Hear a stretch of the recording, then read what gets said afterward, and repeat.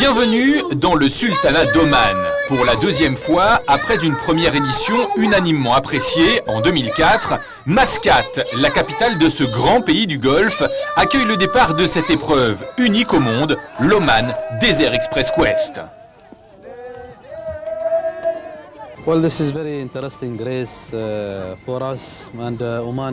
C'est une course très intéressante. Oman est très connu pour l'aventure et le tourisme. Nous avons tout, le sable, les belles plages, la montagne. C'est une épreuve très importante pour nous et nous espérons que des événements tels que celui-ci permettront à Oman de bien se placer sur la carte mondiale du tourisme et de l'aventure.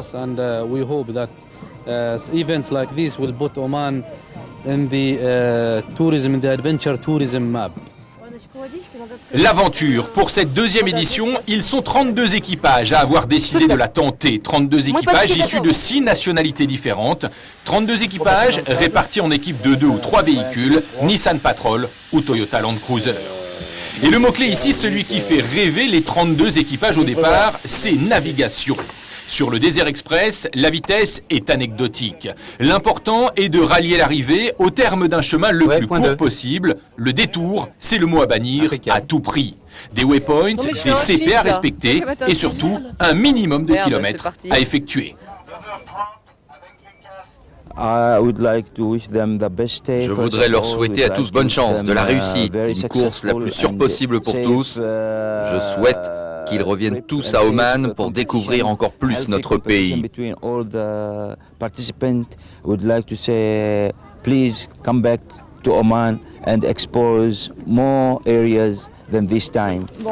là c'est go. C'est go. Les Belges sont prêts.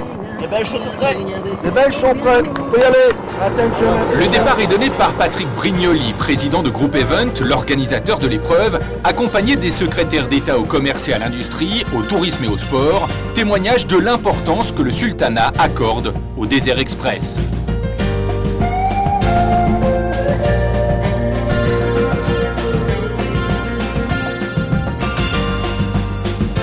C'est parti donc pour 2500 km, 49 waypoints à respecter, 10 contrôles de passage et une semaine dans le désert.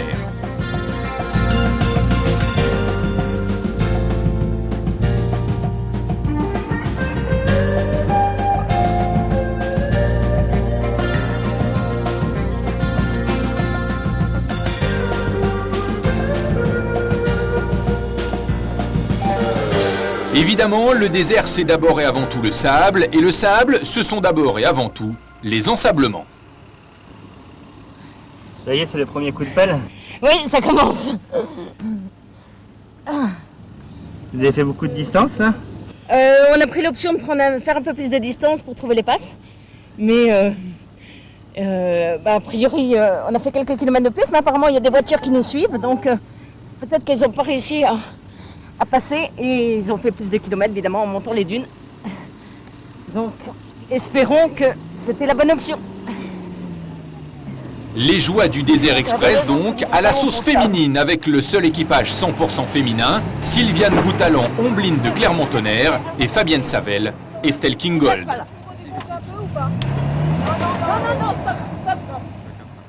C'est bon, j'essaye. Hein, c'est enlevé là la... Non, c'est pas enlevé. Ok, attends, je réessaye alors.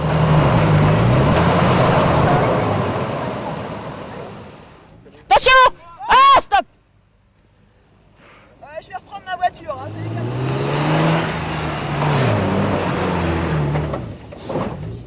Après de longues minutes, les filles s'en sortent enfin, pour cette fois, car le désert leur réservera encore bien des surprises.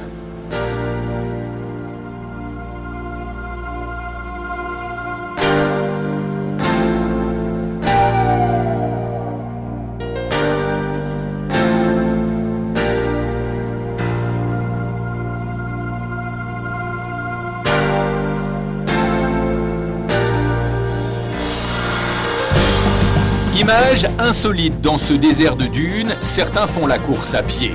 L'explication est simple en fait. Après s'être planté une ou deux fois, avoir pelleté tout autant pour se désensabler, mieux vaut tâter le terrain sur ses deux jambes avant d'y risquer les roues du 4x4. Et si les filles cette fois sont hors du coup, ils vont être encore très nombreux à pouvoir apprécier les difficultés de la conduite dans le sable et du franchissement des dunes. L'occasion aussi d'apprécier une fois de plus la traditionnelle entraide qui prévaut dans le désert entre les concurrents, d'autant plus qu'ici, rappelons-le, le chrono ne compte pas. Le principe même du Desert Express Quest rapproche encore ses participants.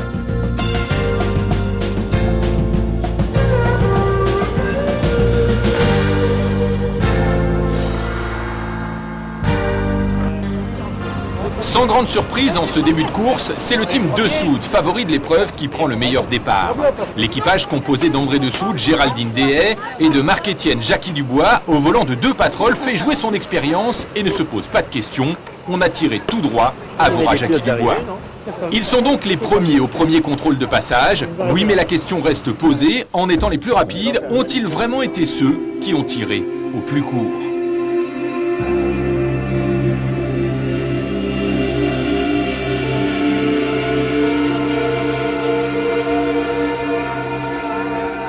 Pour les 2 premiers jours de course, l'arrêt était obligatoire à 18h. Une particularité encore du Desert Express Quest, un gage de sécurité pour tous.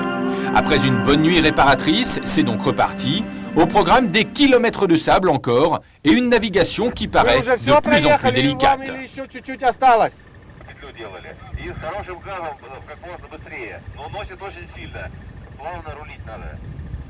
Aurelius, вы проехали уже все?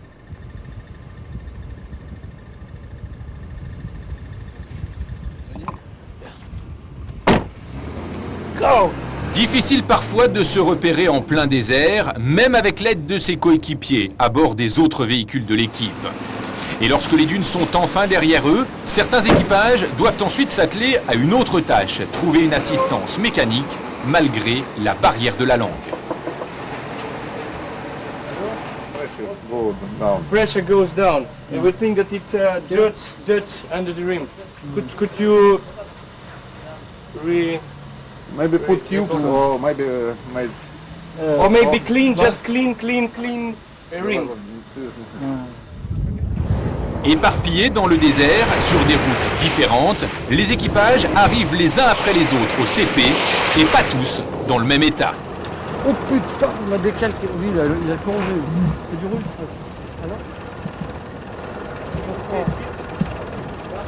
Alors mon avis, ils ont tapé leur sable devant, derrière.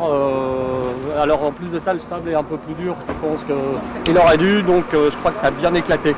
Hein. Il y en a même qui ont la porte défoncée à l'arrière. T'as vu, c'était chaud, hein? Ouais, mais c'est un risque payant parce que là, je pense que. Pour les kilomètres, oui, mais ouais. Le risque était quand même. Ouais, mais bon, on ouvre. Ouais, mais t'as vu, on ouvrait. Oui, mais s'il y en a qui plantent, ils plantent. Eh ben, on n'a pas planté.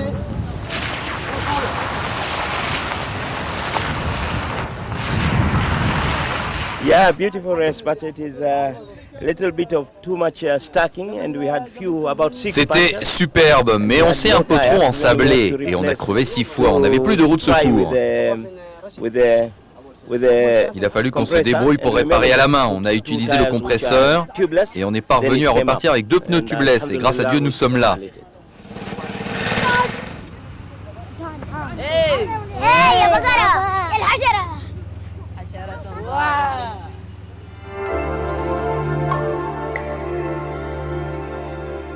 L'aventure continue et malgré toutes les galères déjà rencontrées, les 32 équipages sont toujours présents.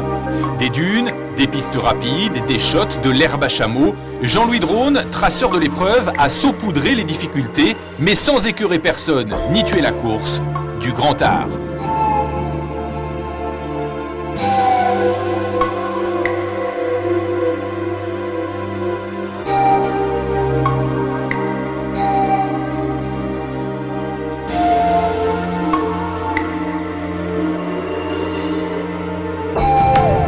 En ce début d'épreuve, la lutte pour la première place semble décidément devoir se jouer entre les Français du team Desoude et les Russes.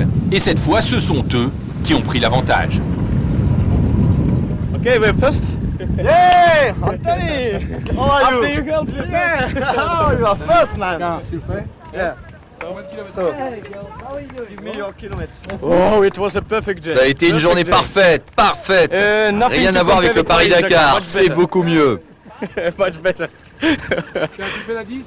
Perfect, perfect. Non, mais on les a tirés tout du long et on s'est planté à 1 km d'ici, ils nous ont doublé. On a roulé en tête tout le temps. Et puis ils ont pris nos traces comme c'était facile. Donc voilà, c'est la course. Mais n'oublions pas l'essentiel, parcourir le moins de kilomètres possible. Lorsque l'organisation révélera le kilométrage parcouru par chaque équipe à mi-parcours, les surprises pourraient être nombreuses. And sometimes it's very dangerous. So yes. Anyway, thank you very much. Merci beaucoup. Le soleil se couche une fois de plus, rien n'est encore joué sur l'Oman Desert Express Quest 2006.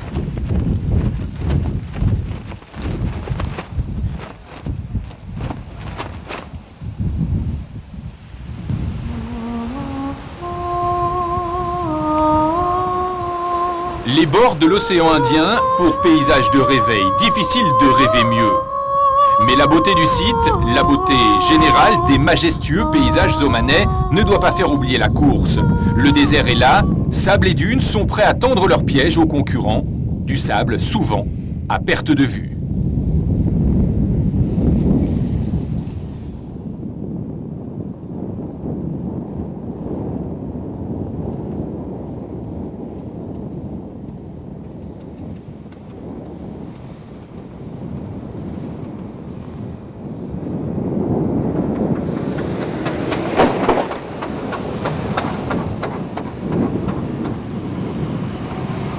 Et les journées se suivent avec leur lot de petits soucis. Cette fois, c'est l'équipage russe numéro 8, composé de Galassin Kuznetsov et Mironenko Palevich qui rencontrent des problèmes.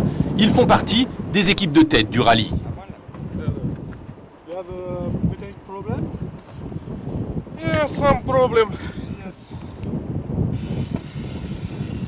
Apparemment, les Russes ne semblent pas apprécier ce contretemps et ses possibles conséquences.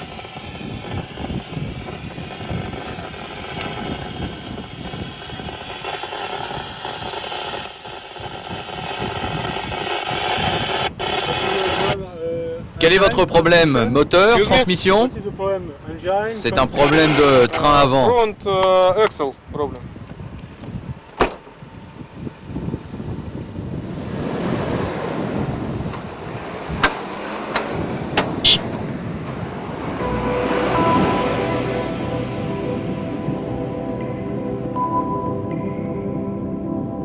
Le désert toujours, mais le prochain objectif pour les concurrents, c'est Bora Bora. Pas question de vacances en Polynésie bien sûr, mais c'est ainsi que Jean-Louis Drone, le traceur de l'épreuve, a baptisé la plage où se terminera la journée. Un paradis que tous rêvent d'atteindre de la manière la plus courte possible. Les 32 équipages qui avaient pris le départ sont toujours tous en course, la chasse au gaspillage de kilomètres continue.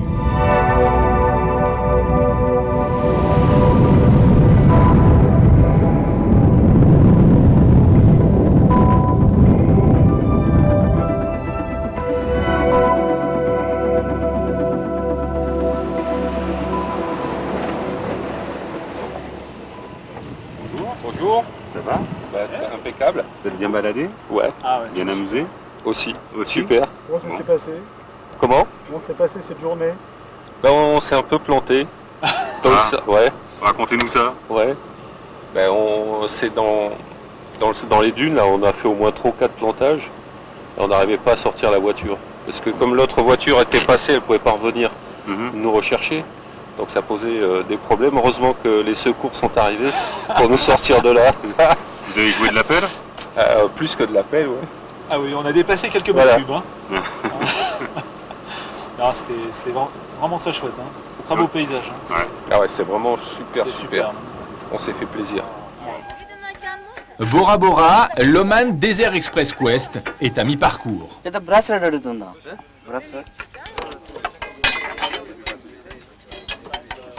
sinon je trouve que c'est quand même beaucoup plus facile que ce qu'on a fait l'année dernière. Il y a 2 ans, ouais. Il y a 2 ans, ouais. Il y a 2 ans, je veux dire. 2004. Et vous marchiez quand même? Il y a quelqu'un qui marchait devant quand même ou pas? Ah oui, On était à 2 voitures, nous, mais sinon les les marchaient à pied. Hein. Ouais.